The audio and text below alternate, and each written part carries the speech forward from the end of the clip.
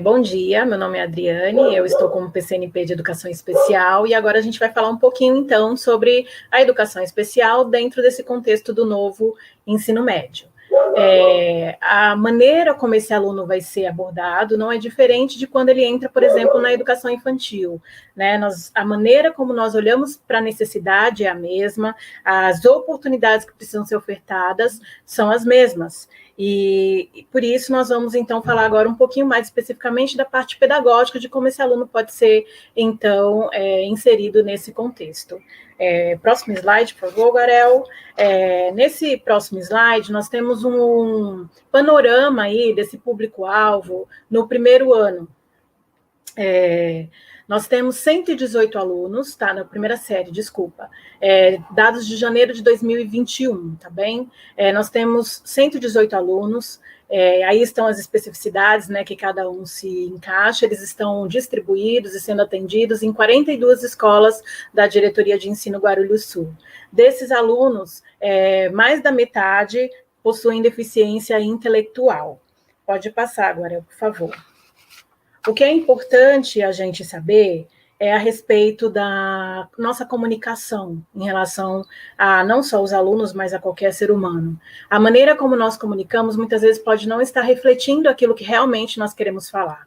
55% dos nossos gestos comunicam a nossa intenção, 7% das palavras que são ditas e 38% da nossa entonação de voz revela aquilo que nós queremos transmitir. Então, se nós não acreditamos que esse aluno pode, isso vai ser transparecido na nossa fala, no nosso gesto, na maneira como nós abordamos esse aluno. Nós estamos formando cidadãos, são adolescentes que estão se encaminhando para o mercado de trabalho, nós já temos no mercado de trabalho vagas para deficientes, seja nos concursos, nas empresas, então nós temos sim um caminho pós-escola que esse aluno pode percorrer. E a maneira como nós lidamos com esse aluno é que vai fazer como, vai resultar como será esse momento dele no mercado de trabalho. Próximo, Guarel, por favor. Como você pode obter ajuda se você tem dificuldade em relação a lidar com esse aluno, ou as estratégias? Nós temos as professoras das salas de recursos, as RPEs. Essas professoras estão em algumas escolas, não são todas, mas eu acredito que entrando em contato com elas é possível obter essa ajuda também. Nós temos a equipe de educação especial lá na diretoria de ensino, e nós temos também os nossos professores, coordenadores do núcleo pedagógico. Referente ao conteúdo e aquilo que será transmitido em sala de aula, é possível também os nossos coordenadores ajudarem nesse processo. Próximo. Nós temos várias maneiras de trabalhar, tá, com a educação especial. E nós temos correntes, estratégias, maneiras diferentes. Uma das que eu acredito é a estimulação cerebral. Por isso, é possível a gente falar em protagonismo e autonomia. As possibilidades do nosso cérebro são infinitas e nós ainda estamos engatinhando nos estudos a respeito disso. Eu trouxe para vocês uma ideia do que seria um engrama.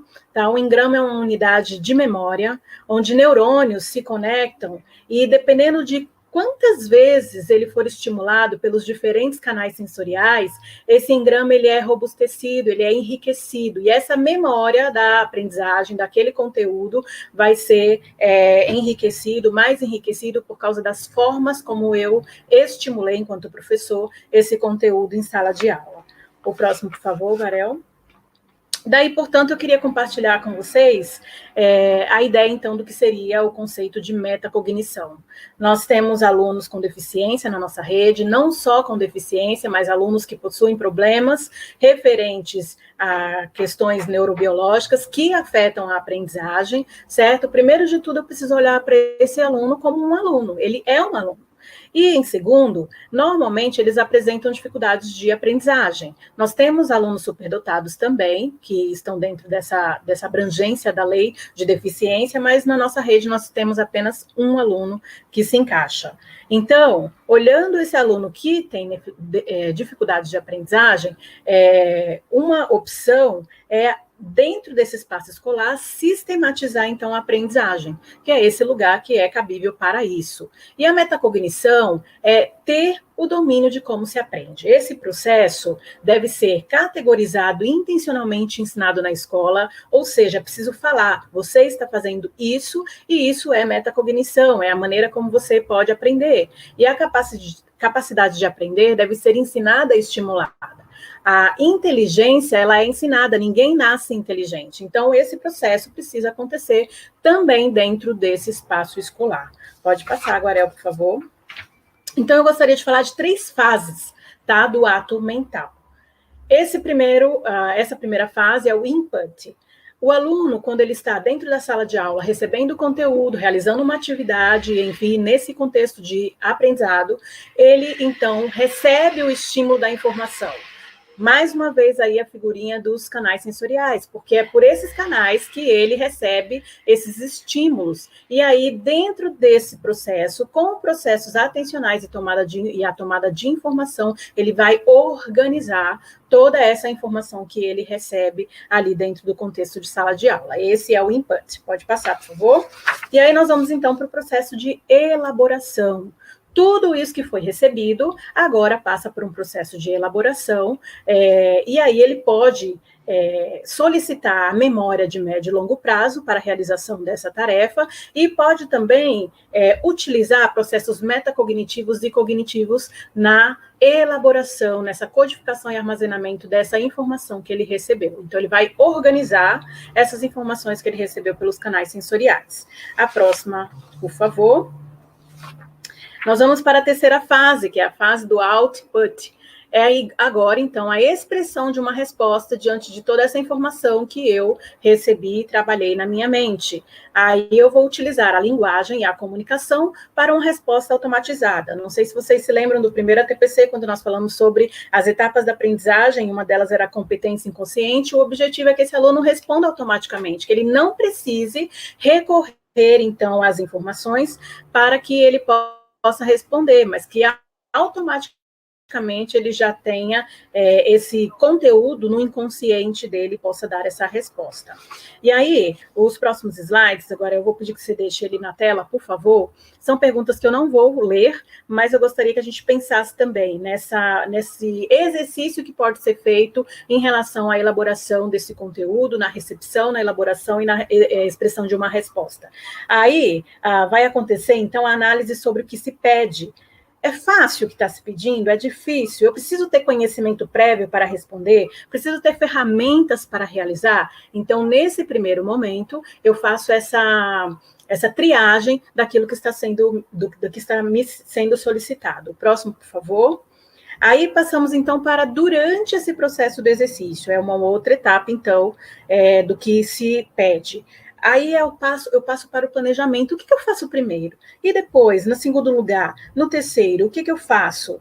E aí eu passo, então, para a regulação e para o controle dessas atividades. Será que eu estou fazendo calmamente? O trabalho está sendo feito com precisão? Como é que eu estou elaborando tudo isso que eu estou realizando? O próximo, por favor. Chego, então, à avaliação após o exercício. É uma autoavaliação.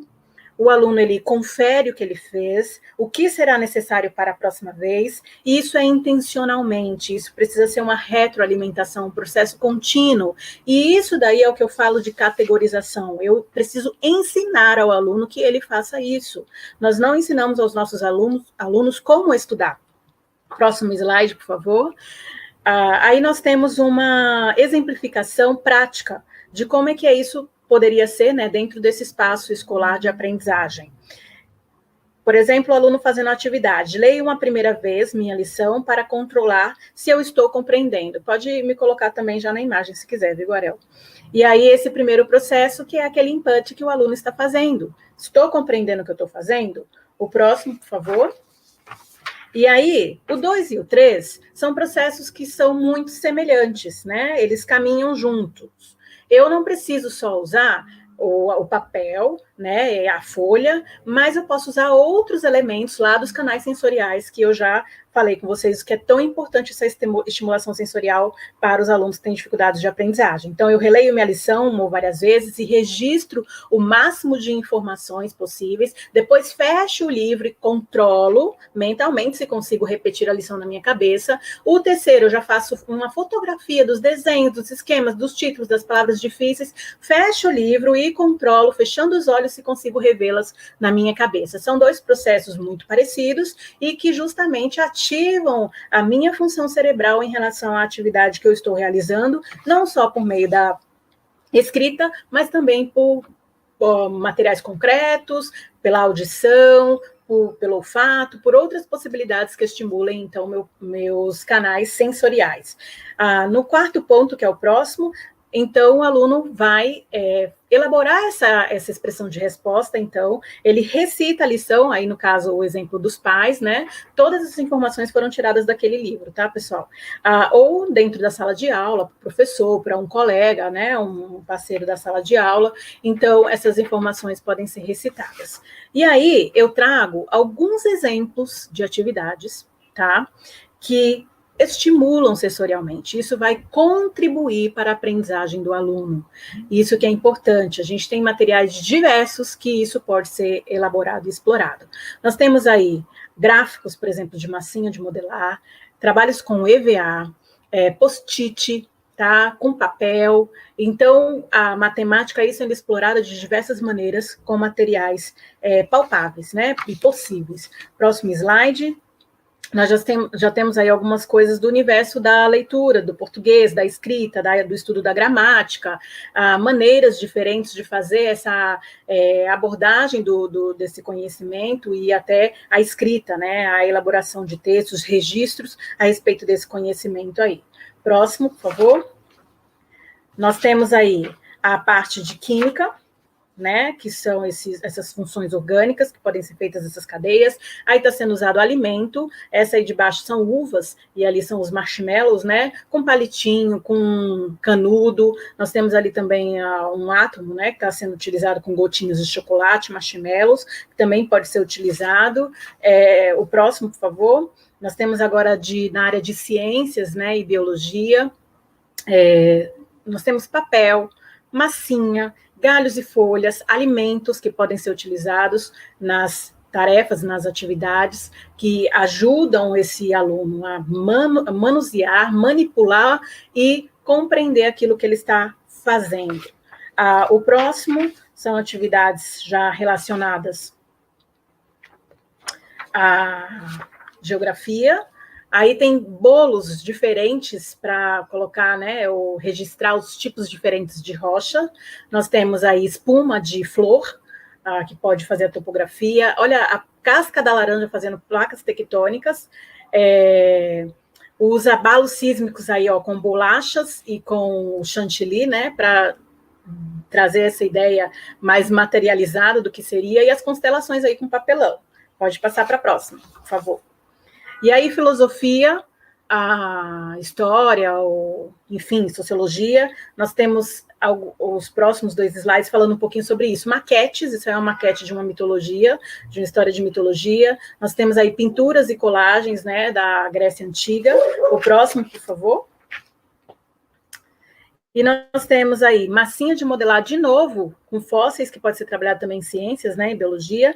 E nós temos aí um organograma, digamos assim, com imagens e desenhos e resumos de cada parte aí da história da Grécia e de Roma.